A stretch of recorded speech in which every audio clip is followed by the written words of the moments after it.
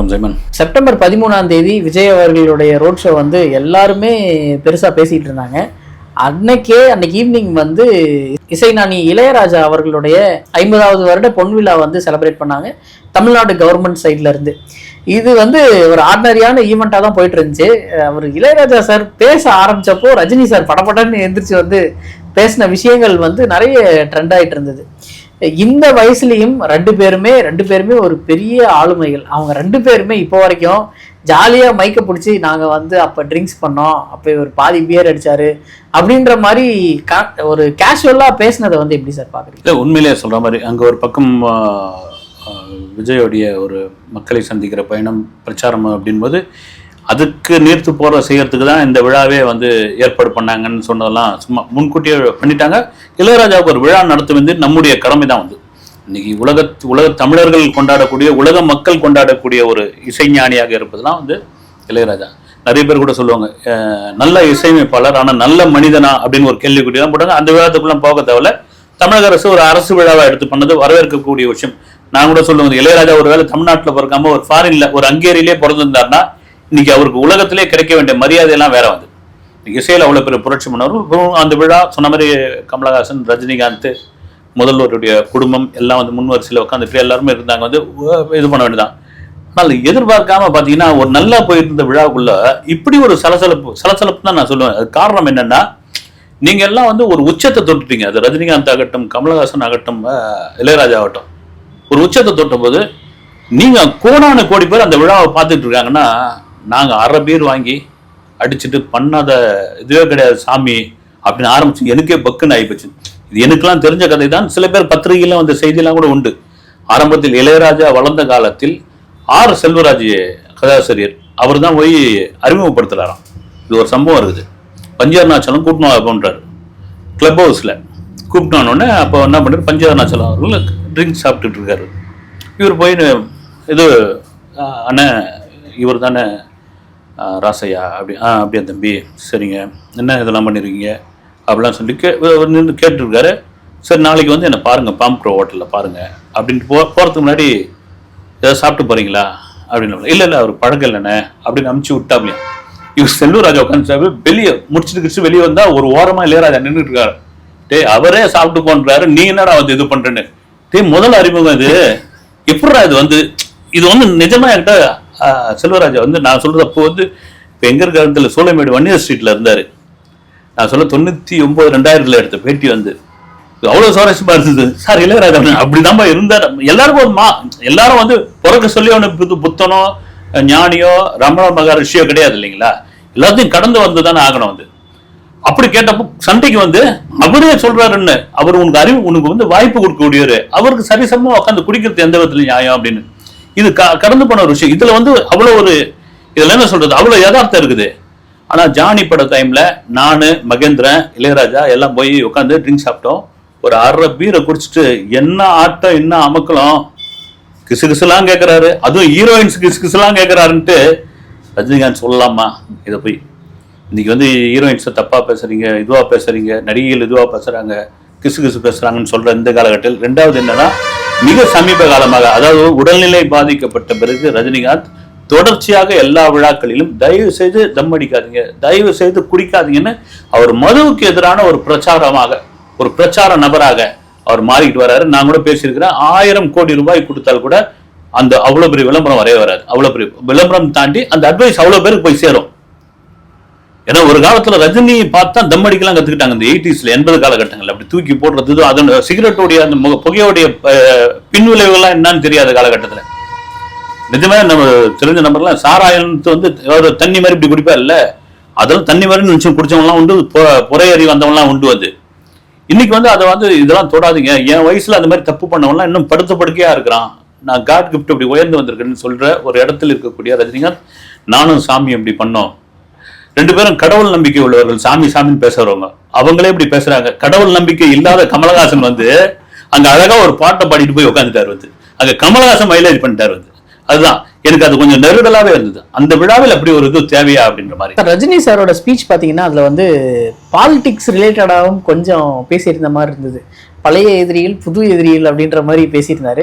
இது ஓரளவுக்கு விஜய் சாரை கனெக்ட் பண்ற மாதிரி தான் இருந்தது. ஏன்னா அன்னைக்கு கரெக்டா 13ஆம் தேதி நடந்துகிட்டு இருக்கு, அப்போ வந்து அவர் பேசுறாரு அப்படின்னும் போது இவர் வந்து மீடியா இண்டஸ்ட்ரியில இருந்து ஒருத்தர் இந்த மாதிரி வெளியே போறத அவரும் என்கரேஜ் பண்ணலையோ அப்படின்ற ஒரு ஃபீல் இருக்கா சார்? ஒரு சூப்பர் ஸ்டார் பட்டத்தில் ஏற்பட்ட ஒரு விஷயத்துல இருந்து ஆரம்பிச்ச ஒரு நீருபுத்த நெருப்பு மாதிரியான ஒரு சண்டை தான் வந்து. ஏன்னா அதுக்காக வந்து ரஜினிகாந்த் வந்து சுத்தமா அவர் பட்டத்தை அவரே எடுத்துக்கிட்டுங்க அப்படின்ற ஒரு மனநிலையும் கிடையாது, அது சொல்ல வேண்டிய அவசியமும் கிடையாது. அதுக்காக விஜய் நான் தான் அந்த பட்டத்தை எடுத்து கொண்டாடுவேன், நான் தான் அதுக்கான தகுதியான எங்கேயும் சொன்னதும் கிடையாது. ஆனா இந்த ஒரு போர் போய்கிட்டே இருக்குது. அதே வேளை நான் ரொம்ப எதிர்பார்த்தது என்னன்னா, சரி என் தம்பி வரட்டும், தம்பி தானே அரசியலுக்கு வராப்புல, வாழ்த்துக்கள் அப்படின்னு சொல்லுவாருன்னு பார்த்தா, பொதுவாக ரஜினிகாந்த் ரொம்ப சேஃப்டியான ஒருத்தர். வந்து எந்த அரசு விழா மேடையாக இருந்தாலும், அது அதிமுகவாக இருக்கட்டும் திமுகவாக இருக்கட்டும், அவர் வந்து அந்த ஒரு சேஃப்டியான ஒரு இதை கையாண்டுகிட்டு இருப்பார். அது ஒரு தனித்திறமை அது. ஆனா இந்த இடத்துல ஒரு நீங்க சொன்ன மாதிரி ஒரு நாசுக்கா பேசுறது வந்து விஜயை பத்தி தான் பேசுது. அது ஏன் பேசினாருன்னு தெரியல, தவிர்த்திருக்கலாம். வந்து ஒருவேளை அங்க அந்த மேடையில் உள்ளவர்களை குளிர்விக்கிறதுக்காக பண்ணியிருக்கலாமா என்னன்னு தெரியல. வந்து ஒரு கட்டத்துல ஜெயலலிதாவும் எடுத்த ஒரு அந்த அம்மையாரெல்லாம் எதிர்த்து நின்றுவர். போயஸ் கார்டனுக்குள்ள என்ன மீறி உள்ள வரக்கூடாது, எல்லா வண்டியும் நிறுத்துங்கன்னு சொன்ன போது ரஜினிகாரையும் நிறுத்திட்டாங்க. நிறுத்திட்டு 20 நிமிஷத்துக்கு மேல கார்ல உட்கார முடியல. எழுந்து இப்ப ஸ்டெல்லா மேரிஸ் காலேஜ் பக்கத்துல இருந்து ஒரு பங்கடியில தம்ம பத்த வச்சுட்டு கத்தீட்ரல் ரோட்ல நடக்க ஆரம்பிச்சிட்டாப்ல. ஃபுல் கிரௌட் வந்துடுச்சு. வந்து இல்லையா போனோம் அங்கங்க வந்து இவங்களுக்கு போலீஸ் ஆபீசருக்கு பதட்டம் ஆயிடுச்சு. என்னன்னா என்ன கார் உள்ள போக கூடாது தானே, நான் ரோட்ல போலாம்ல அப்படின்னு டக்குன்னு இன்ஸ்ட்ரக்ஷன் போச்சு. இங்க ஜாம் ஆகுதுன்னா உள்ள உட்கார வச்சு அனுப்பிச்சிடுங்க. அப்படியேப்பட்ட ஒரு தில்லம் உண்டு ரஜினிக்கு. அதனால வயதாக ஆக ஆக ஒரு பாதுகாப்பின்மைன்னு வரும் இல்லைங்களா, அதனால கூட அவர் பேசியிருக்கலாம். முந்தானேத்து வந்து இட்லி கடையோட ஆடியோ லான்ச் நடந்தது. அது ரொம்ப பிரம்மாண்டமாலாம் அவங்க எதுவும் பிஆர்லாம் பண்ணல, ஆர்டினரியான ஒரு ஆடியோ லான்ச் தான். அதுல என்ன பேச போறாங்க அப்படின்றது எல்லாருமே எதிர்பார்த்த விஷயம். ஏன்னா தனுஷ் அவர்கள் வந்து பேசுறாரு அப்படின்னாவே ஏதாவது ஒரு கான்ட்ரவர்சி அதுல இருந்து கிளம்பிடும், அவங்களே கிளப்பிடுவாங்க அப்படின்னு சொல்லலாம். அவரு அன்னைக்கு பேசினதுலயும் அவரு பேசினது கிளம்பிச்சதுலயும் அவரோட மேனேஜர் ஸ்ரேயாஸ் பேசினது வந்து ஒரு பேசு பொருளாச்சு. அது எப்படி சார் பாக்குறீங்க? ஆடியோ லான்ச் வந்து எந்த அளவுக்கு போச்சு? ஆமா, உண்மையா வந்து தனுஷ் சமீப காலமா பாத்தீங்கன்னா அவர் தன் மீது ஒரு கவனம் வரணும், அல்லது தனக்கான பிரச்சனைகளை வந்து அட்வைஸா சொல்ற விதமா வந்து அவருடைய பேச்சு இருந்துட்டு. குபேரா ஆடியோ லான்ச்களோ பாத்தீங்கன்னா ரொம்ப கொஞ்சம் காட்டமாவே என்னுடைய ஒரு செங்கல் கூட யாராலும் பிடுங்க முடியாது உங்களால, அப்படிலாம் கூட அசைக்க முடியாது அப்படிலாம் பேசுறது. அது யார் அவர் செங்கலை யார் உருவறுத்து யார் அதை பிடுங்குறது அப்படின்ற மாதிரி விவாதம்லாம் இருந்தது. இப்போ இட்லி கடையில் என்ன மாதிரியான ஒரு ஸ்பீச் இருக்கும், என்ன சொல்ல போகிறார், ஒரு பெரிய கவனமாயிடுச்சு. நீங்க அது அப்பெல்லாம் பார்த்தீங்கன்னா ரஜினி என்ன பேச போறாருன்னு இப்போ இருக்கு, ரஜினி என்ன பேச போறாருன்னு ஒரு இது இருக்குல்ல, அது மாதிரி அதுக்கெல்லாம் சேர்த்து அவருடைய மேனேஜர் ஸ்ரேயாஸ் பேசுறது தான். வந்து ஒருத்தன் வாழ்க்கையில முன்னுக்கு வரணும்னா 2 விதம் இருக்குது. ஒன்று என்னன்னா வேர்வை சிந்தி ரத்தம் சிந்தி ஒரு உயரத்தை போய் அடையிறது, அப்படி அடைஞ்சவன் ஒரு வகை, அப்படி அடைஞ்சவனை போய் அங்க போய் அடிக்கிறது இன்னொரு வகை. அப்படி அடைஞ்சவர் தான் தனுஷ். அப்படி அடிச்சவங்க யாருன்னா அவர் வந்து ஒரு அண்டர்லைன் விட்டுட்டாரு. அதுக்கு சோசியல் மீடியாவில் அங்கு கூட்டத்தில் இருந்தவர்கள்லாம் சொல்லிட்டு இருந்தாங்க, நீங்க வந்து தனுஷை வந்து எதிர்க்கணும், தனுஷை அடிக்கணும், தனுஷுக்கு எதிராக பண்ணணும்னு ஒரு கம்ப்யூட்டருக்கு பின்னாடி இருந்து பண்ணிக்கிட்டு இருக்கீங்க. ஆனால் தனுஷ் வந்து உழைப்பால் உயர்ந்தவர், அவர் என்னைக்கா இருந்தால் எதுவும் பண்ண முடியாது. நானே ஒரு சமயத்தில் கேட்டேன், சார் இது மாதிரிலாம் வந்து ஏதாவது எதிர்வினை ஆற்றுங்க அப்படின்னு. ஒன்றுமே தேவையில்லை, அதை வந்து அமைதியாக கடந்து போயிட்டா அது பண்ணு போயிடும். ஆனாலும் தொடர்ச்சியாக அவர் தான் அடிச்சிருக்காரு ரொம்ப ஆதங்கத்தில். ஏன்னா அவர் தான் தனுஷோடைய நிழலாக வந்து பயணம் செஞ்சுக்கிட்டு இருக்காரு. அப்புறம் அதை யாருன்னெலாம் நேற்று பேசிகிட்டு இருந்தாங்க, சோஷியல் மீடியாலாம் பேசிட்டு இருந்தாங்க. ஒரு பக்கம் எஸ்கேன்னு, இன்னொரு பக்கம் பார்த்தீங்கன்னா விக்னேஷ் சிவன் அப்படிலாம் பேசிட்டு இருந்தாங்க. அனிருத்தெல்லாம் உள்ள விட்டுருந்தாங்க இதுல. ஆமாம், அது ஜிவி பிரகாஷ் பேசணும்னு அவரும் வந்து விட்டு கொடுக்கல, அதுக்கும் வரும் வருங்க. இதை பேசி முடிச்சிட்டாரு. பேசி முடிச்ச பிறகு அது பெரிய காட்டமாச்சு. அப்புறம் கீழே வந்து கூட தனுஷ் கூட இது ஏன் இதெல்லாம் கூட பேசுறீங்க அப்படின்ற மாதிரி, ஏன்னா இவர் ஒப்புதல் இல்லைன்னா அவரே டிஃபால்ட்டாக பேசணும், அதுதான் கொஞ்சம் வைரல் கண்டென்ட்டாக மாறுச்சு. ஒரு அருண் விஜய், பார்த்திபன் இதில் நடிச்சிருந்தவங்க எல்லாரும் பேசிட்டு இருந்தாங்க. பேசணுன்னு ஜிவி பிரகாஷ் மறுபடியும் அவர் பங்குக்கு தொடர்ந்தார். வந்து நானும் தனுஷும் ஒரு நல்ல நண்பர்கள் தான், நட்பாக இருக்கிறவங்க தான். எனக்கு வந்து அவர் டைரக்ஷன் ரொம்ப பிடிக்கும், நடிப்பை தாண்டி டைரக்ஷன் பிடிக்கும். அவர் டைரக்ஷன்ல நான் நடிக்கலான்னு கூட ஆசைப்பட்டேன். அப்படின்னு இடையெல்லாம் உங்களுக்கு 2 பேருக்கும் ஒரு சின்ன முரண்பாடுலாம் ஏற்பட்டதெல்லாம் உண்டு. வந்து சினிமாவில் சகஜம் வந்து அடிச்சுப்பாங்க, மறுபடியும் ஒன்றா குடிப்பாங்க. அதை தாண்டி இசையில் அவர் ஒரு பெரிய ஆளுமை அப்படின்னாலும் வந்து நடிப்பில் ஒரு சொல்லவே தேவையில்ல தனுஷை. அவர் என்ன சொன்னார், சரி என்னையே வந்து நடிக்க கூப்பிட்டாரு தனுஷாரு, உங்கள் முதுகில் குத்துற 4வது ஆளாக நான் இருக்க விரும்பலை அப்படின்னாரு. வந்து என்னையா இது, 4 பேர் ஏற்கனவே குத்திருக்காங்களா அல்லது என்னன்னு, இது வந்து ஒரு சொல்கிற மாதிரி பூடகமாக பொடி வச்சு பேசுகிற மாதிரி தான் பேசியிருந்தாரு. ராயன் படத்தில் நடிக்க கேட்டிருக்காங்க பொழுது. அப்போ அந்த குத்தனது யாருன்னு இவர் பங்குக்கு அதே மாதிரி போட்டாங்க. ஆனால் மிக சமீப காலமாக தனுஷ் மீது நிறைய குற்றச்சாட்டுகள்லாம் தேவையில்லாத ஒரு வதந்திகள். இது எங்க குடும்ப நல கோர்ட்டில் என்ன பஞ்சாயத்து நடந்தாலும் அது தனுஷ் தான் காரணம் மாதிரி கொண்டு போய் வச்சது. இதெல்லாம் மீறி என்ன வேணாலும் பண்ணிங்கப்பா, என் வேலையை நான் பார்த்துக்கிட்டு இருக்கேன் அப்படின்னு அவர் பாடின ஒரு வேலையை பார்த்துட்டு இருக்காரு. இதை தவிர பார்த்தீங்கன்னா சொன்ன மாதிரி ராயன் அப்புறமா வந்து குபேரா இதில் பேசின தனுஷ் இதில் என்ன பேச போறாருன்னா ரொம்ப சென்டிமெண்ட்டாக உருக்கமாக வழக்கம் போல பேசின ஒரு விஷயம் தான் அது. நாங்கள் ஆரம்பத்தில் ஒன்றும் பெரிய ஃபேமிலிலாம் கிடையாதுங்க, ஒரு சாதாரண ஃபேமிலி தான். அப்போ பெரிய டைரக்ட்லாம் கிடையாது, ஒரு அசோசியேட். உண்மைதான் அது வந்து. அதை தாண்டி இந்த இட்லி கடைக்கு ஏன் அப்படின்ற ஒரு விளக்கம் சொன்னார். என்னாலாம் கொஞ்சம் லாஸ்ட் டைமும் அந்த மாதிரி தான் சார் பேசியிருந்தாரு. நான் ரொம்ப கஷ்டப்பட்டு தான் வந்தோம் அப்படின்ற மாதிரி பேசியிருந்தாரு. இந்த தடவையும் அதே ஸ்ட்ராட்டஜி, நான் வந்து இட்லியே எனக்கு கிடைக்காது அப்படின்ற அளவுக்குலாம் பேசியிருந்தாரு. எனக்கு இதெல்லாம் எவ்வளோ பெரிய இது வந்து அந்த இட்லி வேணா ரொம்ப நல்லா இருக்குன்னு நான் இட்லியே சாப்பிட்டுற மாதிரி அவர்.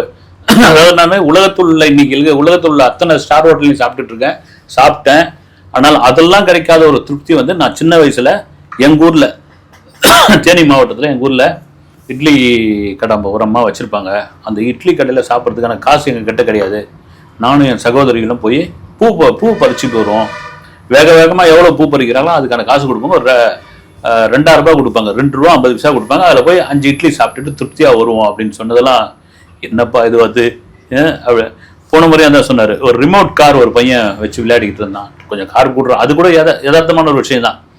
அப்போ வந்து அந்த காலகட்டங்களில் ரிமோட் காரு இந்த லைட்டு வச்ச காரு இதெல்லாம் பெரிய ஃபேமஸாக இருந்தது.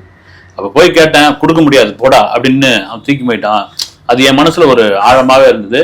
இன்னைக்கு நான் வந்து ரோல்ஸ் ராய் வாங்கி வீட்டில் சும்மாவே போத்தி வச்சிருக்கிறேன். அது கர்வம்னு சொல்ல முடியாது. அது என்ன சொல்றது, ஒரு காயத்தோடைய உச்சம் கூட சொல்லலாம். நாம ஏன் முன்னேறக்கூடாதுன்னு அது ஒரு தன்மைக்கான ஒரு விஷயமா கூட சொல்லலாம் அதுல. ஆனா இதெல்லாம் ரொம்ப இது வந்து எனக்கு, ஏன்னா பல ஊர்களில் இவர் சொல்ற காலகட்டத்திலே பார்த்து இப்போ எங்கள் ஊர்லேயே நாங்கள் சின்ன பசங்களாக இருக்கும்போது எங்கள் தெருவில் ஒரு பாட்டியம்மா இட்லி சுடும். அந்த இட்லி தான் ரொம்ப காலம் அதுதான் வாங்குவோம் காலையில். அது அப்போ என்ன டெக்னிக் பண்ணுவாங்க தெரியுங்களா? இது எத்தனை பேருக்கு தெரியாது. சாம்பார் அப்போ தண்ணியாக வச்சா பிடிக்காது.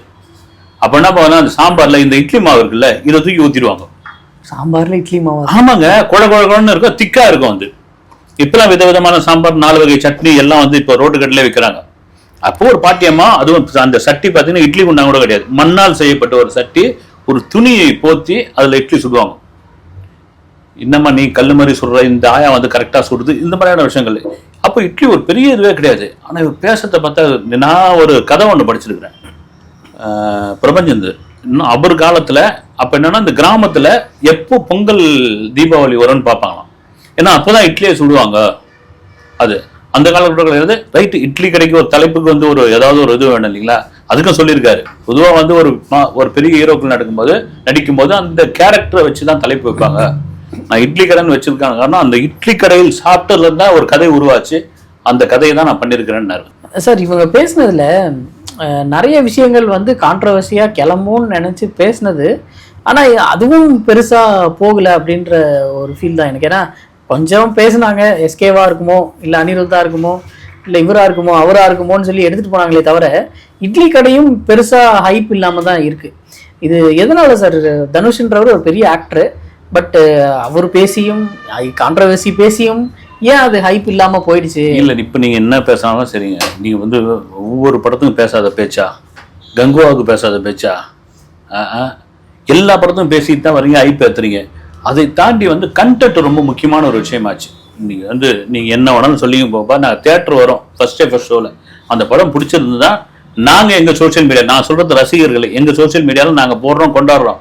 பிடிக்கலன்னா நாங்கள் வந்து கொடுத்தோம் 150 ரூபா 175 ரூபான்னு திட்டிட்டு போறோம் அப்படின்ற அளவு ஆயிடுச்சு. இதை தாண்டி ஏன் நேற்று தனுஷ் பேசின பேச்சு எடுபடலைன்னா, ஒரு ஹீரோ தொடர் வெற்றியை கொடுத்துக்கிட்டே இருக்கணும். அது ரொம்ப முக்கியமான ஒரு விஷயம். இது இவருக்கு அடுத்தடுத்து பாருங்களேன், உங்களுக்கு வந்து உங்களுக்கு வாத்தியில இருந்து ஆரம்பிச்சு கூட வாத்தி இங்க கூட இட்டுன்னு சொல்றாங்க. எனக்கு தெலுங்குல தான் அந்த படம் இட்டு.